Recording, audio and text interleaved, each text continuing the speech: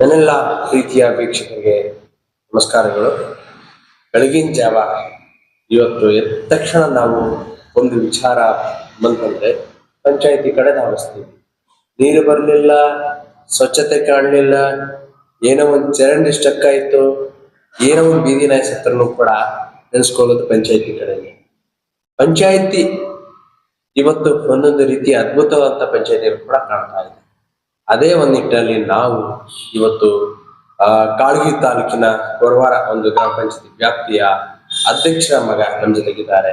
ಆ ಅಧ್ಯಕ್ಷರನ್ನ ಬರಮಾಡ್ಕೊಳ್ಳೋಣ ಈ ಒಂದು ವಿಶೇಷ ಸಂದರ್ಶನಕ್ಕೆ. ಬರಮಾಡ್ಕೊಳ್ತಾ ಅವರ ವಿಶೇಷ ಪರಿಚಯ ನಿಮ್ಗಾಗಿ ತಿಳಿಸ್ಕೊಡೋಣ.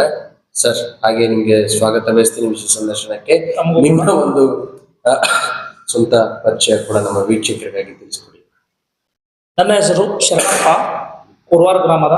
ನನ್ನ ತಾಯಿಯವರಾದಂತಹ ಶ್ರೀ ಮಲ್ಕಮ್ಮ ಗಂಡಶಂಕರ್ ಅಂತೇಳಿ ಗ್ರಾಮ ಪಂಚಾಯತಿ ಅಧ್ಯಕ್ಷರು ಅವರೇ ನೋಡ್ಕೊಂಡು ಹೋಗೋದು. ಹಾಗಾಗಿ ನಾನು ಅವ್ರ ಮಗ ಶರಣಪ್ಪ ಅಂತ ಹೇಳಿ. ಸರ್, ನಿಮ್ಮ ಪಂಚಾಯತಿ ಭಾಗದಲ್ಲಿ ಇರತಕ್ಕಂತ ಒಂದು ವಿಶೇಷತೆ ಕೂಡ ಇದೆ ಇರುತ್ತೆ. ಧಾರ್ಮಿಕತೆ, ತಮ್ಮ ಒಂದು ಕಾಯಕದಲ್ಲಿ ಪ್ರತಿಯೊಂದು ಕೂಡ ವಿಶೇಷತೆ ಅನ್ನೋದು ಗ್ರಾಮೀಣ ಭಾಗದಲ್ಲಿ ಇದ್ದೇ ಇದೆ. ಆ ವಿಶೇಷತೆನ ಏನ್ ತಿಳಿಸ್ಕೊಡ್ತೀರಿ? ಈಗ ಧಾರ್ಮಿಕ ಭಾಗದಲ್ಲಿ ಹೇಳಬೇಕಾಯ್ತಂದ್ರೆ ಕೊರವಾರ ಹೆಸರುವಾಸಿಯಾದಂಥ ಶ್ರೀ ಸುಕ್ಷೇತ್ರ ಶ್ರೀ ಅಣವೀರ ಭದ್ರೇಶ್ವರ ದೇವಸ್ಥಾನ ಧಾರ್ಮಿಕ ಅಂತೇಳಿ ಬಂದಾಗ ಪ್ರತಿ ವರ್ಷನೂ ಕೂಡ ವಿಜೃಂಭಣೆಯಿಂದ ಜಾತ್ರಾ ಮಹೋತ್ಸವ ನಡೀತದೆ. ಆ ಜಾತ್ರೆಯಲ್ಲಿ ಕೇವಲ ಕೊರವಾರ ಗ್ರಾಮಸ್ಥರ ಅಲ್ಲದೇನೆ ಕೂಡ ಸುತ್ತ ಹಳ್ಳಿಯಲ್ಲಿ ಮಹಾರಾಷ್ಟ್ರದ ಜನರು ಕೂಡ ಭಾಗಿಯಾಗಿ ಬಹಳ ಒಂದು ಧಾರ್ಮಿಕತೆಯಿಂದ ಮೆರೆದು ವಿಜೃಂಭಣೆಯಿಂದ ಜಾತ್ರಾ ಮಹೋತ್ಸವವನ್ನು ನಾವು ನೆರವೇರಿಸ್ತೀವಿ. ಪ್ರತಿ ಫೆಬ್ರವರಿ ಅಥವಾ ಮಾರ್ಚ್ ತಿಂಗಳಲ್ಲಿ ಆ ಜಾತ್ರಾ ಮಹೋತ್ಸವವನ್ನು ನೆರವೇರುತ್ತದೆ. ಸರ್, ಇನ್ನು ಕೃಷಿ ವಿಚಾರ ಬಂದ್ರೆ ಕೊರವಾರಕ್ಕೆ ಏನ್ ಬೆಳೀತಾರೆ, ಕೃಷಿ ಪದ್ಧತಿಗಳು ಹೇಗೆ, ಆ ಕೃಷಿಕರಿಗೆ ಇವತ್ತು ಏನೆಲ್ಲ ಯೋಜನೆಗಳು ಸಿಗ್ತಾ ಇದೆ, ಏನ್ ಮಾತಾಡ್ತೀರಾ ಕೃಷಿಕರ ಬಗ್ಗೆ? ಕೃಷಿಕರ ಬಗ್ಗೆ ಮಾತಾಡ್ಬೇಕಾಯ್ತಂದ್ರೆ ಬಹಳಷ್ಟು ಇದೆ ಸರ್. ಯಾಕಂತಂದ್ರ ನಮ್ಮ ದೇಶದ ಬೆನ್ನೆಲುಬಿನ ರೈತರು, ಅವ್ರ ಬಗ್ಗೆ ಮಾತಾಡ್ಬೇಕಾದ್ರೆ ಬಹಳಷ್ಟು ಇದೆ. ಈಗ ನೋಡಿ, ನಮ್ಮ ಕಲಬುರಗಿ ಜಿಲ್ಲೆನೆ ಹೆಸರುವಾಸಿಯಾದಂತೂ ತೊಗರಿಯ ನಾಡು ಅಂತದ್ದು. ಆಲ್ಮೋಸ್ಟ್ ಅಲ್ಲಿ ಹೆಚ್ಚಿ ನಮ್ಮ ಕೊರವಾರ ಗ್ರಾಮ ಕಡೆ ತೊಗರಿನೇ ಹಾಕೋದು. ಸ್ವಲ್ಪ ಮುಂಗಟ್ಟಾಗಿ ಹೆಸರು, ಉದ್ದೋದು ಬೆಳೆಯುತ್ತಾರೆ. ಬಟ್ ಜೋಳನು ಕೂಡ ಬೆಳೆಯುತ್ತಾರೆ. ಹೆಚ್ಚಿ ಹೇಳ್ಬೇಕಾಯ್ತಂದ್ರೆ ತೊಗರಿಯ ಕಡೆಗೆ ಒಲವು ಹೆಚ್ಚು ಜನರಿಗೆ. ಮಳೆಯ ಒಂದು ಸರಿಯಾದ ಸಮಯಕ್ಕೆ ಮಳೆ ಬಂದರೆ ರೈತರಿಗೆ ಬಹಳ ಒಳ್ಳೆಯದು. ಈಗ ಪ್ರಕೃತಿ ಅಂತೂ ನಮ್ಮ ಹತ್ರ ನಮ್ಮ ಕೈಯಲ್ಲಿ, ಪ್ರಕೃತಿ ಯಾರ ಕೈಯಲ್ಲಿ, ಪ್ರಕೃತಿ ತಕ್ಕಂತ ನಾವು ನಡೆಯಬೇಕು ಅಷ್ಟೇ. ಸರ್, ಈಗ ಒಂದು ನಮ್ಮ ತಾಯಿಯವ್ರ ಬಗ್ಗೆ ಮಾತಿ ಬರೋಣ. ನಮ್ಮ ತಾಯಿಯವರು ಅಧ್ಯಕ್ಷರಾಗ್ಬೇಕಾದ್ರೆ ಯಾವ ರೀತಿ ಇವತ್ತು ಸಮಾಜ ಜೊತೆಗೆ ಬೆಳೆದುಕೊಂಡು ಆ ಕೆಲಸಗಳನ್ನ ಮಾಡಿದ್ರ ಹಿನ್ನೆಲೆಯಾಗಿ ಈ ಯಾವ ಒಂದು ವಿಚಾರಕ್ಕೋಸ್ಕರ ಈ ಗ್ರಾಮೀಣ ಭಾಗದ ಸೇವೆ ಆಯ್ಕೆ ಮಾಡ್ಕೊಂಡು ಹೇಗೆ ಅಂತ ಇದ್ರದ್ದು ಬಗ್ಗೆ ಹೇಳಬೇಕಾದ್ರೆ ನನಗೆ ತುಂಬಾ ಹೆಮ್ಮೆ ಇದೆ ಸರ. ಯಾಕಪ್ಪ ಅಂತಂದ್ರ ನಾವು ಮೊದಲು ಚುನಾವಣೆ ನಿಂತಿದ್ದು ನಮ್ಮ ತಂದೆಯವರು 2005ರಲ್ಲಿ. ಇದೇ ನಮ್ಮ ಕೊರವಾರ ಗ್ರಾಮಸ್ಥರಿಗೆ ಧನ್ಯವಾದ ಎಷ್ಟು ಹೇಳಿದ್ರು ಕಡಿಮೆ ಇದೆ. ಯಾಕಪ್ಪ ಅಂತಂದ್ರೆ ಅವ್ರು ನಮ್ಮ ತಂದೆ 2005ರಲ್ಲಿ ಆಯ್ಕೆ ಮಾಡಿ ಗ್ರಾಮ ಪಂಚಾಯತಿ ಸದಸ್ಯರಿಗೆ ಆಯ್ಕೆ ಮಾಡಿಕೊಟ್ರು ಕೊರವಾರ ಜನರು. ಅದೇ ಸಂದರ್ಭದಲ್ಲಿ 2005ರಲ್ಲಿ ನಮ್ಮ ಪಪ್ಪರು ಮತ್ತೆ ಅಧ್ಯಕ್ಷರಾದರು, ಪಪ್ಪರ ಅಧ್ಯಕ್ಷರಾದರು. ತದನಂತರ ನಾವು ಹಾಗೆ ಸಮಾಜ ಸೇವೆ, ಜನರ ಸದ್ಯ ಒಡನಾಟ ಚೆನ್ನಾಗಿ ಇದೆ. ಜನರು ನಮ್ಗೆ ರೆಸ್ಪಾನ್ಸ್ ಮಾಡ್ತಾರೆ. ಜನರು ಕೇಳೋದು ನಮ್ಗೆ ಏನು ಸರ್? ದೀಪ, ದಾರಿ ಮತ್ತೆ ನೀರು. ಅವರನ್ನ ನಾವು ಅವ್ರು ಪೂರೈಸಿದ್ರೆ ಅವ್ರು ನಮ್ಮನ್ನು ಕೈ ಬಿಡಲ್ಲ ಅಂತ ನಾನು ಹೇಳಕ್ ಇಷ್ಟಪಡ್ತೀನಿ.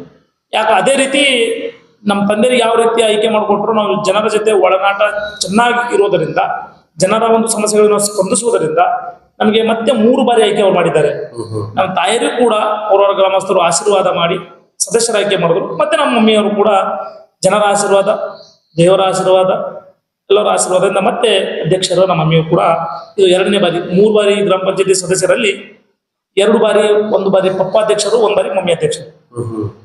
ಸೊ ತಮ್ಮ ಕುಟುಂಬದಲ್ಲಿ ತಮ್ಮ ತಂದೆ ತಾಯಿ ಇಬ್ರು ಕೂಡ ಅಧ್ಯಕ್ಷರಾಗಿದ್ದಾರೆ. ಸೊ ಓಕೆ, ಈಗ ಒಂದು ತಾವ್ ಹೇಳಿದ್ರಿ ಗ್ರಾಮೀಣ ಜನರು ಕುಡಿಯೋ ನೀರು, ಬೆಳಕು, ಜಲಸೆ ಸರಣಿ ಎಷ್ಟು ಮಾತ್ರ ಕೇಳ್ತಾರೆ. ಓಕೆ, ನೀವು ಈ ಒಂದು ಪ್ರಶ್ನೆಗೆ ಗ್ರಾಮಸ್ಥರಾಗಿ ಉತ್ತರ ಕೊಡ್ತಕ್ಕಂಥದ್ದು.